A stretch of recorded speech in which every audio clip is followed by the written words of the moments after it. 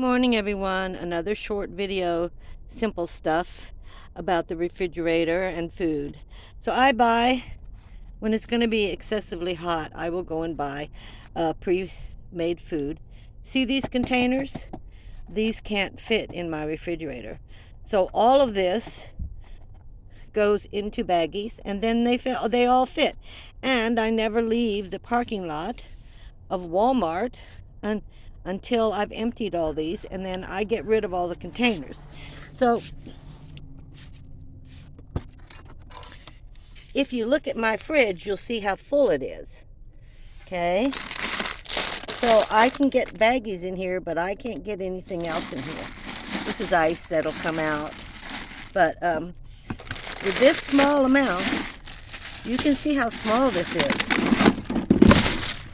I organize by totes.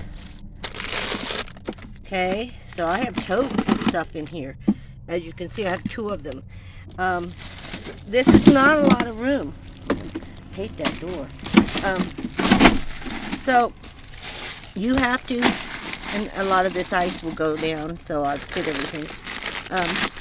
So you have to fit all of that in here, and those containers will never fit.